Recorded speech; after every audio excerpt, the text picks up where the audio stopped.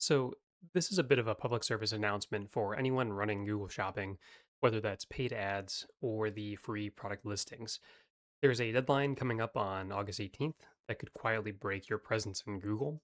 And the frustrating part is that a lot of stores won't realize they're exposed until it's already happening. So I want to walk you through what's actually changing and then show you a 5-minute check you can run today to find out whether this hits you. So the headline is that Google is shutting off the content API for shopping on August 18th. And if your store still relies on that API to get product data into Merchant Center and you haven't moved over to the newer Merchant API, then your shopping ads and your free listings are going to start falling out of Google in the weeks after that date. And as I'm recording this, we're a little under 5 weeks out. So this is close and it's a hard date and not a soft suggestion. In terms of what's changing, the thing going away is the content API for shopping, the older version 2.1. That's been the standard way to programmatically manage your Merchant Center product data, your inventory, your account settings for years now, and it's being replaced by what Google calls the Merchant API, which is the official successor. The big difference is that the old one was a single monolithic API, and the new one is broken into a set of smaller sub APIs, so products, inventory, reports, accounts, and so on, each versioned on its own. And the Merchant API has actually been generally available since the middle of last year, so the replacement isn't new or untested. It's been production ready for about a year now. Now, here's the part I think most of the coverage gets wrong, and it matters for understanding your real risk. The common way people describe this is that your ads just stop working on the 18th, like Google flips a switch on your account. That's not really what happens. Google switches off the API, not your account. So once the content API stops responding, your integration can't send updates anymore. Your prices stop syncing, your availability stops syncing, new products stop going up. And from there, it's just normal Merchant Center behavior. The data goes stale, items hit their expiration, they get disapproved, and disapproved or expired products drop out of shopping. I've started calling this a stale data cascade because the timing depends entirely on your catalog. If you've got slow moving inventory, you might limp along for a little while after the 18th.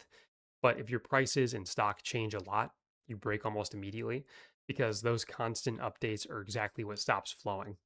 Either way, the fix has to be in before the deadline and not after. So, the good news, and really the reason I wanted to make this, is that you can find out exactly where you stand in about 5 minutes. Google has a report inside Merchant Center that tells you which API versions your account is actually calling. It's an add on, so you have to switch it on first. You log into Merchant Center, you open settings, you go to their add ons tab, and you find the card called API diagnostics and click add to enable it. Then you open that report, and the column you care about is the one labeled API version.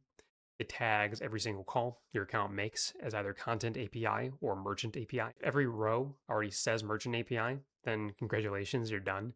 But if any row still says content API, that integration is on the clock. And there's a second layer to this report that's really useful, which is that it doesn't tell you just where or whether you're on the old API, but it also tells you how much you depend on it. So every row shows the number of API calls for that service and method. And that call volume is basically your triage signal. Want to credit Brodie Clark here. He's the one who flagged the self check and the screenshots from the previous slide. In his example, the product listing was already running entirely on the merchant API at around 70,000 calls, while the only content API usage left was a single report method sitting at 15 calls. So that's a store that's basically already migrated with one tiny straggler to clean up. The way to use that on your own report is to rank your content API rows by call volume. A method firing tens of thousands of calls is doing real work in your product pipeline, and that's what you plan your migration around first. The ones firing a handful of calls are the cleanup you do afterward. Now, whether any of this requires work from you really depends on who runs your integration, and there are basically three buckets. The first is direct or custom integrations. So if your team built the connection to Merchant Center or you've got a developer maintaining it, that code has to be rewritten against the merchant API. That's a platform that genuinely has to act. The second bucket is platform native channels. So if you're using Shopify's Google and YouTube channel or WooCommerce's Google listings and ads, you usually don't manage the API yourself. The platform controls that and updates it for you. And the third is third party feed tools and apps, things like Feedonomics or Channable, and those migrate on their own vendor schedule. Most of the good ones will handle it well before the deadline, but the timeline is theirs, not yours. So it's worth asking them directly. And in all three cases, that diagnostics report is what actually settles the question. And just so you go in with the right expectations, if you are in that custom integration bucket, migrating is a re architecture and not a version bump. The merchant API isn't the same endpoints under a new name. Your product identifiers change, they go from simple numeric IDs to resource names. The host you're calling changes, and the functionality is split across all those separate sub APIs instead of one surface. The one bit of good news for planning is that the old API and the new one can run in parallel right up until the sunset. So a team can build and test the new integration alongside the old one before cutting over.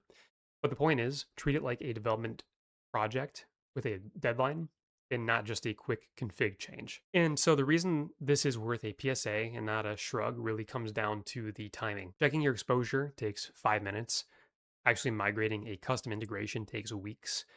And those two versions or things are separated by a hard date. The worst possible scenario of this is finding out on August 19th that some high volume content API method was quietly running your entire feed the whole time. So run the API diagnostics report this week. If that comes back clean, then you've just lost 5 minutes. If it doesn't, then you found the problem with enough runway to actually fix it. And once you've checked your own store, tell the other merchants you know to go check theirs, because the people most likely to get caught by this are the ones who are not following the API deprecation notices in the first place. I wrote the whole thing up in more detail on my website, links in the description, and I would love to hear in the comments where your store landed. Otherwise, I'll catch you in the next one.